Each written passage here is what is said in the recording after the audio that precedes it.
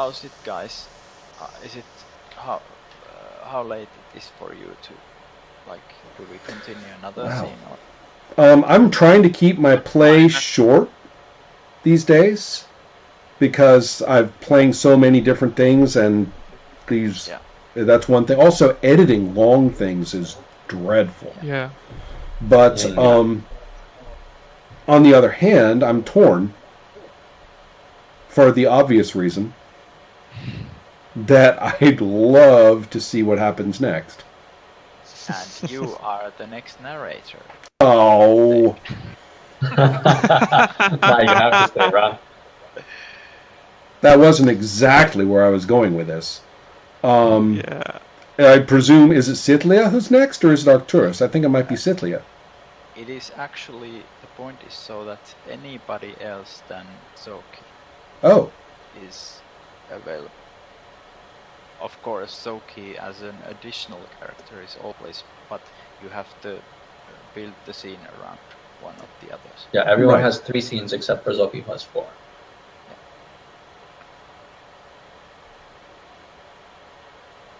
Well, it's kind of a puzzle. I'd love to see how Arcturus reacts to this situation and the possibility for our characters actually to converse, which I don't think they have.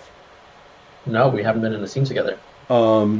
On the other hand, Sithlia's reaction to this other dragon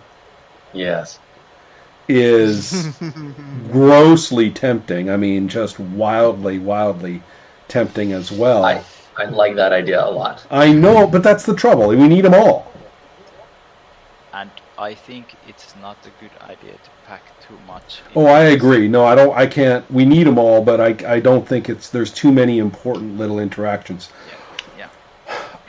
I can't see our characters not interacting immediately.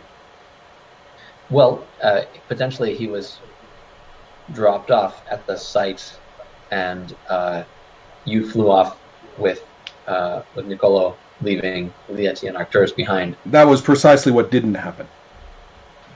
No. Nicolo flew up. Zoki is riding him, not directing him with a bridle or anything like that. He's just riding him. And Nicolo is cradling Arcturus in a loving fashion. Well, he could easily be. So the 3 of them. Somewhere. I'm confused, Paul. I'm trying to set the scene as I see it. No, I understand. Right. I'm just saying it's a possibility if you wanted to set a scene. No. I maybe you misunderstood me. I said I can't see. I am the only possibility that I see is to have Zoki and Arcturus interact. That's could also happen off to screen. me. It seems. Well, you are the narrator, but to me, other things are plausible as well. Are you saying that you're kind of lobbying for me to turn to Sithlia? I would prefer to see that, yes. Maybe. Interesting. I'm going to do what you did. Remember how you got a little perspective on what the characters were doing, sort of a little mini pseudo play, right? Yeah. And then before I'm going to do that. And you know what? That's not in the rules, but we both did it this time. So, I guess, you know what? This could just be part of the end of the narration of the final contest. Yes. Really, that makes sense.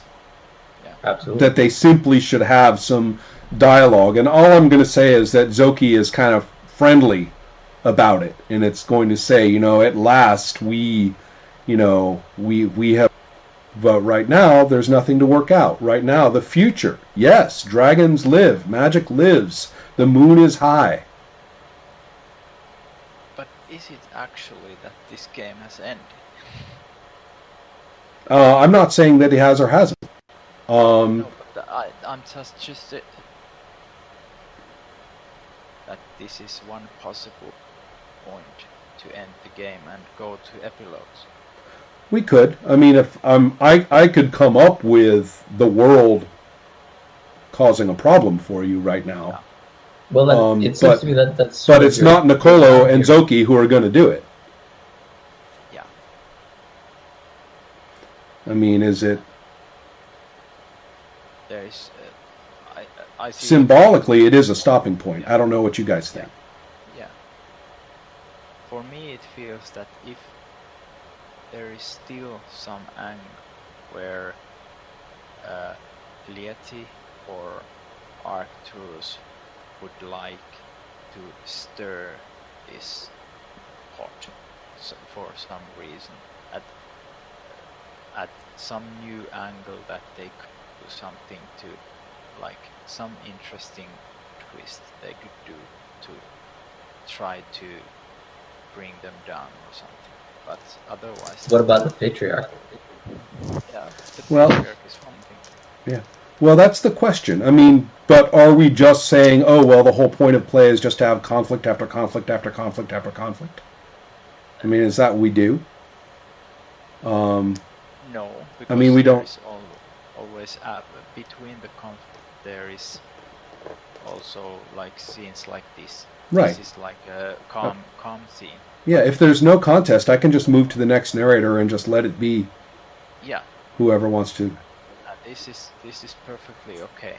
Yeah. And you could try to have a conflict to establish some sort of grain to represent this, if you wish, right? Yeah.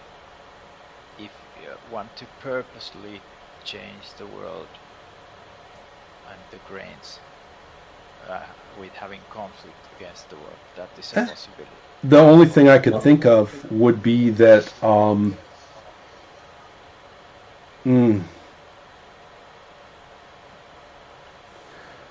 kind of torn. I mean, on the one hand, the world could still resist. I mean, the city, the new culture could still resist the dragons. But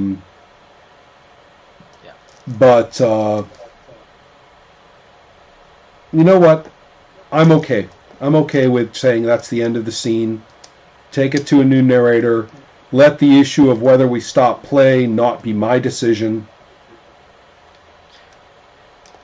I keep thinking something, and I'm honestly not sure whether to bring it in or not. During this whole description of the scene, I'm thinking Arcturus is there in the hands of Nicolo, and he has a really sense that something is terribly wrong here. And so he's reaching inside his cloak for Dragon Finger, his powerful pistol. And who knows, perhaps he even managed to grab some golden bullets while we were underneath the in Lieti's do you mind if we like take it out of game at the moment, because can we just talk about this a little bit? Sure, yeah. Why? I mean, Arcturus was loving Scylla. He was totally converted into Mr. Magic. He was completely agog, you know, almost as though his lifelong repression of his magical romance was finally broken open, and he's the one who brought Nicolo to him. I mean, I'm just not seeing how Arcturus isn't getting everything he wanted. He's being forgiven by the boy he shot. He's he's being embraced by 2 dragons. He's got all the magical moonlight. I mean, we watch him have multiple orgasms, you know, over the moon table and everything, and now he's like in the thick of it. It's totally broken out into the whole world. And well, I mean, I'm just not whether he trusts what's happening or not. My initial feeling was he would see something terribly wrong with this as some kind of affront to Stylia and the old order and the way that things should be. But if Stylia is reacting to this in a very positive way, then maybe not. I don't know. That it's kind of thrown me for a loop a bit. Yeah. I would base that on an idea that Arcturus is kind of tragic and torn character. Yeah. Because, he was tragic and torn in the beginning. He was the man who was supposed to punish everyone, like, who had magic, and he had some passion for his job also. Well, it was based on He was punishing people for having the same desire that he secretly had in himself. No, of course. But then the dragon rubbed your nose in the magic. Yeah. And you totally submitted to it. I mean, totally submitted to it in... But it could have been like he was just charmed with magic. Perhaps. I guess what I'm getting at is that there is a tendency, especially in games like this, for every player to play the part of spoiler. As soon as you can, we're here. It's like an addiction to conflicts. Yeah. I get to frame a new conflict. Oh, well, in that case. So it's like the perils of Pauline. We do this, then this disaster. We do this, then this disaster. No matter how stupid, deluded, or neurotic a character has to be to make that happen, they will. Yeah. But and so you finally... I mean, this is exactly where a game like Tales of Entropy goes off the rails. Is when everybody just wants to keep everything problematic. And that is what my idea of like suggesting, if we don't feel that there is strong things that need to be settled anymore, then we should go to epilogues, because otherwise we'll just narrate some scenes where we feel out the new world where dragons fly and stuff, but still, if there is no like dramatic points coming, then we should go to epilogues, because epilogues can also contain dramatic stuff. That's true. There's also the go ahead. Shadow brings Isn't that negative results in right epilogues. So. Right. Right. So we can see the shadows actually playing out there. Yeah. Santiago, what were you going to say? Yeah, that I would think it's like too black and white to say that either something crazy like someone suddenly shooting someone happens, or the story is hitting the end point and we are going to epilogue like that. I mean, I think it feels to me as if this situation could be played out a little bit, a little bit more, you know. And it's funny. I'm also thinking about my character as not engaging in much conflict now, because you you can't win against this, you know. But I don't know. I think we should like narrate. I don't mean we should, but I think we could narrate a bit more and see where that leads us, because I think that if it happens that neither the narrator as the world or the character starts a conflict, then maybe then it is done. But I mean, this is just the first scene where that has happened. I mean, yes, we have 3 player characters that are not starting a conflict. Well, yeah, mine will come as well. Also, oh, right, you're talking about 3 present, yes, and together, yes, I see.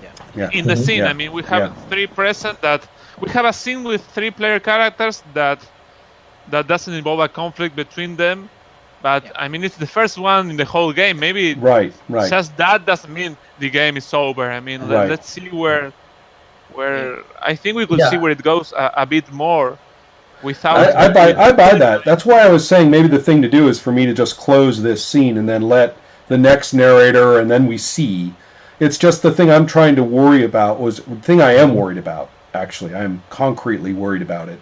Is the story gamer addiction to just going conflict, you know, and again making the characters as stupid or crazy as they need to be in order for that to happen.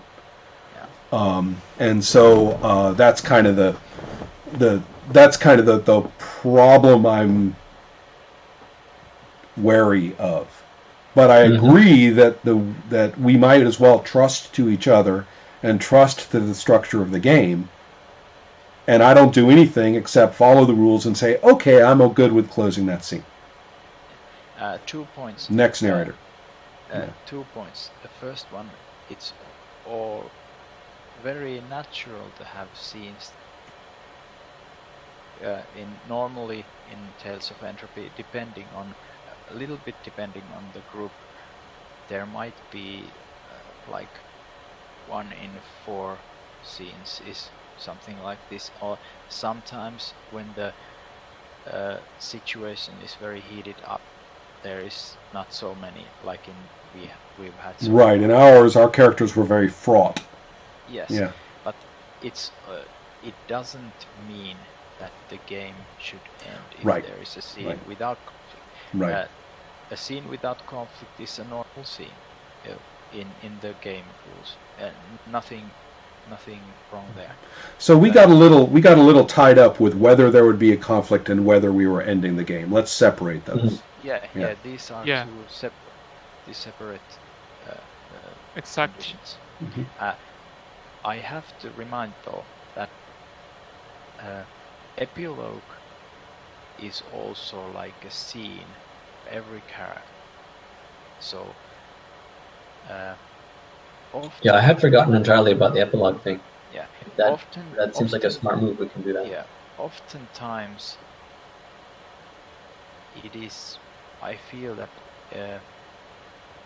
if there is a situation that one feels that there is a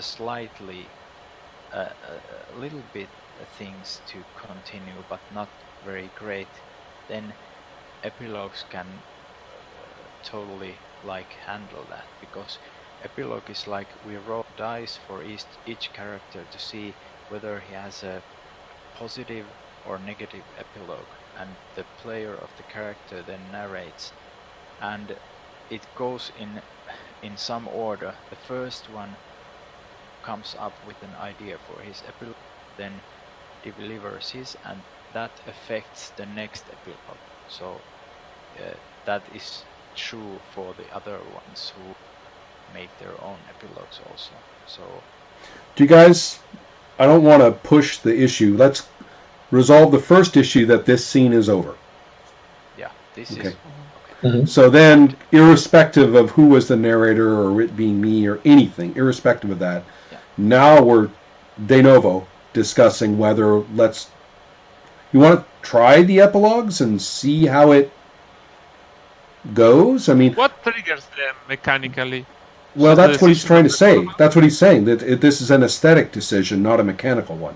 Yeah, this is we have to decide as players when the or the other solution is that nobody. Right. I mean, there does come the point where we're forced into epilogue because everybody's folded, but but that's not. But that's an edge case, really. I mean, this is that rarely happens because the folding is not like force that immediately comes and takes away your characters. It's slowly forward seeping thing. But we have to decide on that. Because you kind of presaged, your doubts and stuff. I think there's still some darkness in there. Yeah. I don't think he's just purely sitting around being content. No hippie march for him yet. Not yet. We need to have one big encounter session. We're going to drop Arcturus down like in the most communal, hippie, skinny dipping pool we can find, and then come back a couple hours later and see how he's doing. Yeah. I think that would be quite transformative for him. Yeah. So I've been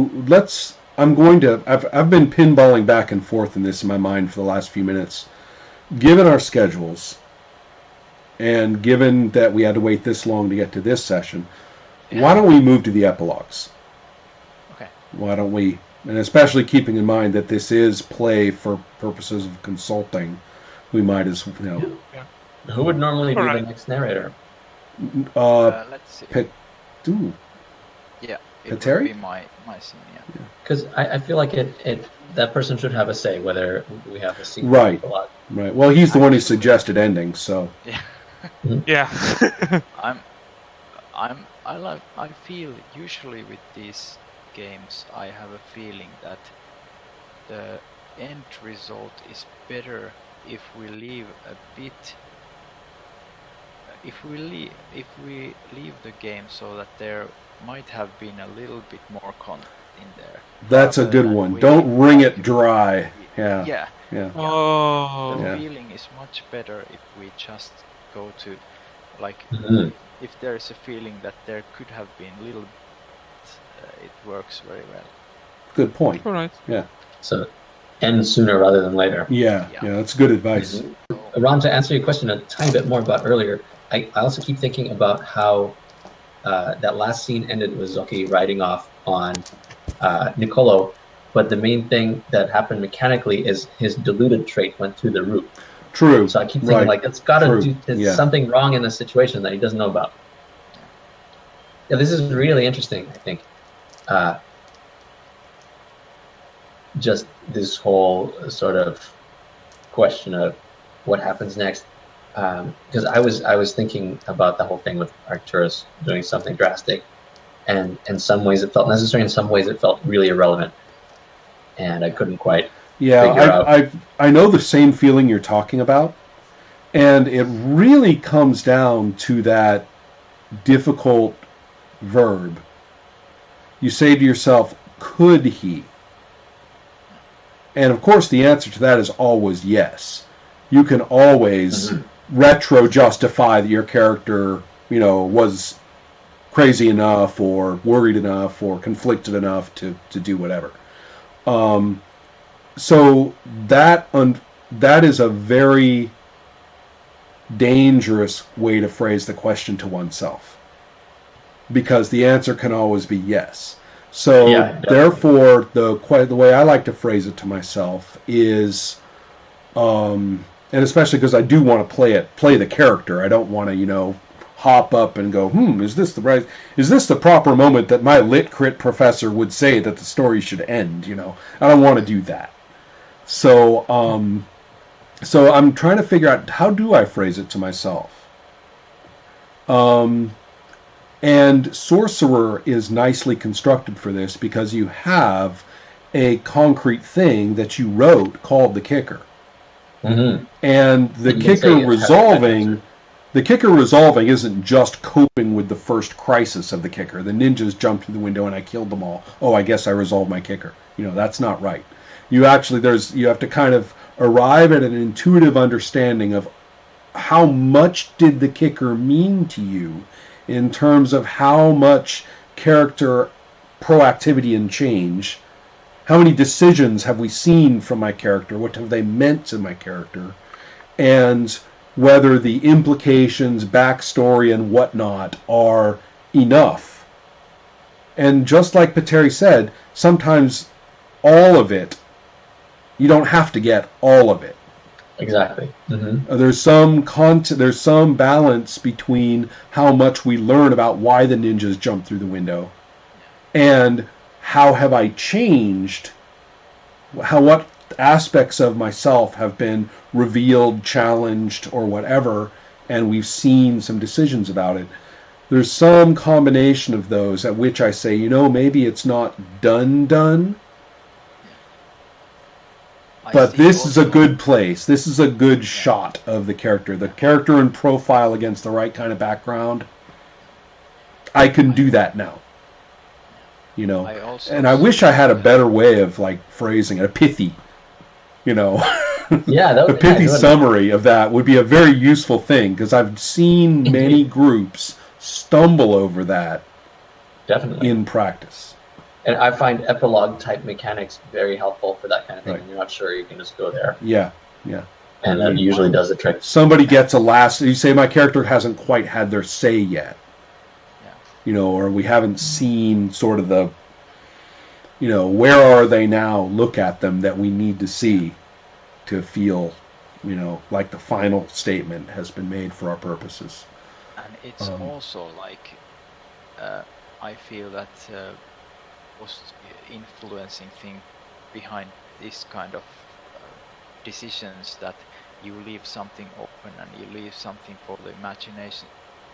Right. If you read a good novel, of a short story especially, they often have these ideas that you read and then it constantly stays in your head, like you're imagining it, how it could turn out after that. But it would be a bad idea to write it all down. Sometimes I'll pick the simplest example that I have in which what's left open is not a matter of uncertainty. It's not ambiguous, but it's still very important that it's not described explicitly, and that's the end of The Lottery by Shirley Jackson. Yeah. We all know the final line, right? No, and then they were upon her. Yes. Perfect example. Yeah. Because in that case, it's not like one of those murder stories where you never find out who did it. I'm not talking about that level of imaginative uncertainty. That's fine, but that's a very extreme example. This is an extremely minimal example where there's no ambiguity at all about what's going to happen. Wait, where is there no ambiguity? In The Lottery? In The Lottery, right. They stone her to death. I mean, so there's no mystery. It's not like anything was left unknown. So the one thing it leaves you with is your responsibility of imagining her death. And so that's one of the reasons why it's such a squicky story, is because you actually have to participate in the stoning. Yes. Right. And so, and that's what's left for you. And if she went and just had 4 more paragraphs describing the stones killing her, then it wouldn't be as effective. Yeah, exactly. Yeah. So, yeah, it's an interesting, very interesting. That's a great example.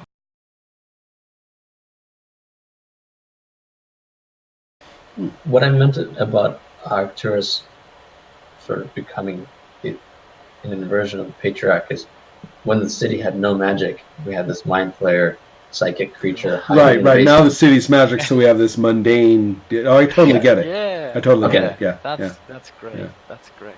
Great thing. It's like yin and yang. Yeah. This has. I feel that this particular game has.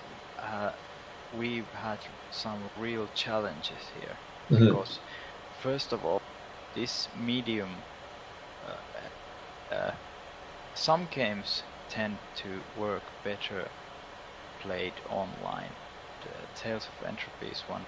I feel that it slows very much down because of electronic play. And the second problem we'd had, that I have never had one story span out for such a long time, because we started last February. And it is like we've had some difficult ones when we played. One had 5 sessions in it, and it felt really difficult because we set the bar very high in the beginning. We had this girl who had a fantasy world, and at the same time she was living in a world that was preparing for the Second World War. So it kind of bounced between the